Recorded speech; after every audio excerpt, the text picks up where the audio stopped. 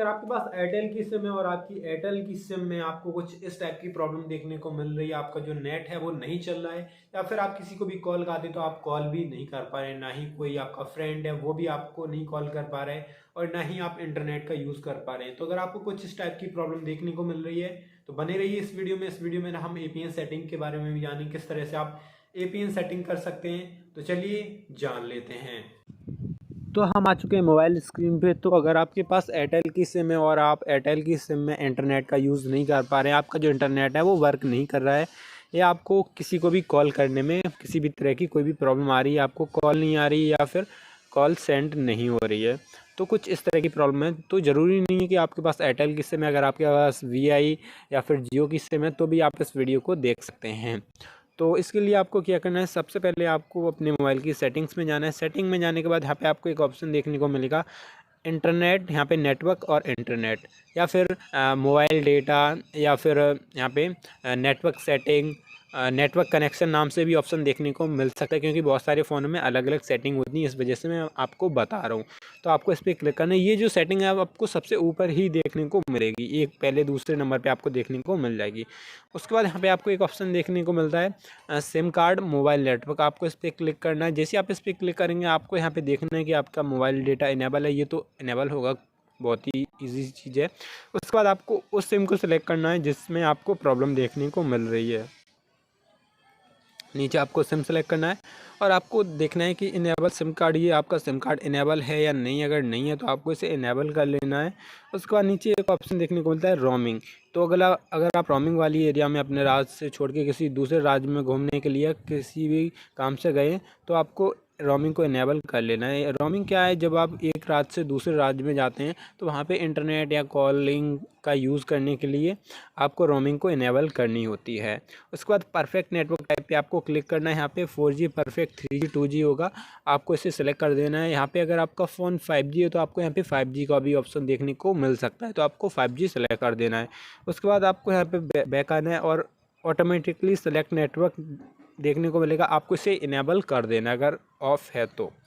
उसके बाद नीचे एक और ऑप्शन देखने को मिलेगा, सबसे main setting access point name, आपको इस पर क्लिक करना है। जैसे आप इस पर क्लिक करेंगे तो आपको ऊपर 3 डॉट पे क्लिक करना है और रीसेट टू डिफ़ॉल्ट पे कर देना है। ये सेटिंग आपकी ऑटोमेटिकली रीसेट हो जाएगी, आपको ज़्यादा कुछ यहाँ नहीं करना अगर आपकी गलत सेटिंग होगी तो। ये करने के बाद अब आपको यहाँ से बैक चले आना है। यहाँ से हमारा काम हो गया ख़त्म और बैक आना है। बैक आने के बाद अब आपको नीचे जाना है। नीचे नीचे नीचे आपको एक ऑप्शन देखने को मिलेगा सिस्टम। तो अगर आप ओप्पो का या फिर रियलमी का फ़ोन यूज़ करते हैं तो वहाँ पे आपको एडिशनल सेटिंग के अंदर जाना होगा। तो हम जाएंगे सिस्टम में और उसके बाद आपको यहाँ पे एक ऑप्शन देखने को मिलेगा रीसेट ऑप्शन। तो आपको रियलमी या ओप्पो के अंदर रीसेट ऑप्शन ना हो के वहाँ पे आपको देखने को मिलेगा रीसेट फ़ोन। तो जब आप रीसेट फ़ोन के अंदर जाएंगे तो आपको रीसेट नेटवर्क सेटिंग का ऑप्शन देखने को मिलेगा। तो यहाँ पे रीसेट ऑप्शन पे क्लिक करने के बाद हमें रीसेट वाईफाई मोबाइल ब्लूटूथ का ऑप्शन देखने को मिल रहा है। वहाँ पे आपको अगर आप ओप्पो रियलमी का फ़ोन यूज़ करें तो वहाँ पे आपको रीसेट नेटवर्क सेटिंग का ऑप्शन देखने को मिलेगा। तो आपको इस पर क्लिक करना है। जैसे आप इस पर क्लिक करेंगे आपको यहाँ पे रीसेट सेटिंग पे क्लिक करना है और आपको यहाँ पे अपने मोबाइल का लॉक डाल देना है, वेरीफाई कर देना है। फिंगरप्रिंट बोलता है तो आपको वो कर देना है। उसके बाद आपको रीसेट सेटिंग पे क्लिक करना है। शायद आपकी लॉक की जगह पे आपको ब्लैक स्क्रीन देखने को मिली हो सिक्योरिटी की वजह से। उसके बाद अब आपको यहाँ से बैक आना है, बैक आना है, बैक आना है, बैक आना है। बैक आने के बाद अब आपको देखना है कि आपकी प्रॉब्लम ठीक हुई है या नहीं हुई। इसके बाद आपकी प्रॉब्लम ठीक हो जाएगी। गाइस अगर आपकी प्रॉब्लम ठीक नहीं होती है तो आपको एक बार अपनी सिम को निकालना है, स्लॉट 1 में डालना है, उसके बाद लगाना है और उसके बाद आपको देखना है आपकी प्रॉब्लम फिक्स हो जाएगी। तो गाइस इसके बाद भी फिक्स नहीं होती तो गाइस ये जो मैं आपको ट्रिक बता रहा हूँ ऐसा नहीं है वर्क नहीं करेंगी। मैं बता रहा हूँ आपको देखना है, सारी ट्रिक को अप्लाई करने प्रॉब्लम ठीक हो जाती है, ये तो बहुत ही अच्छी बात है। तो मैं इतनी सारी ट्रिक क्यों बता रहा हूँ, इसलिए बता रहा हूँ क्योंकि बहुत सारे लोगों की जो प्रॉब्लम है वो एक ट्रिक में ठीक नहीं होती है, तो इसलिए मैं बहुत सारी ट्रिक बताता हूँ। और मैं 1-2 ट्रिक बता दूँ, किसी की प्रॉब्लम फिक्स हो किसी की नहीं हो, तो ये अच्छा नहीं है। और उसके बाद अब आपको देखना है, उसके बाद आपकी प्रॉब्लम ठीक हो जाएगी। उसके बाद भी नहीं होती है तो आपको देखना है कि आपकी किसी में रिचार्ज है और बंद तो नहीं है, ये चीज़ें आपको चेक कर लेनी है।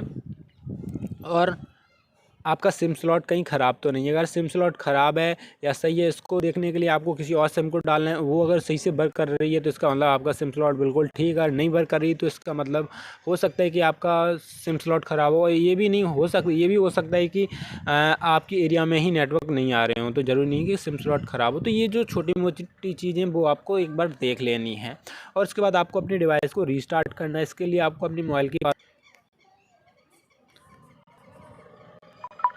इसके लिए आपको अपनी मोबाइल की पावर बटन को कुछ देर तक प्रेस करके रखना है। उसके बाद यहाँ पे आपको एक ऑप्शन देखने को मिलेगा रीस्टार्ट, तो आपको रीस्टार्ट पे क्लिक कर देना है, जिसके बाद आपका फ़ोन स्विच ऑफ होगा, ऑटोमेटिकली ऑन होगा।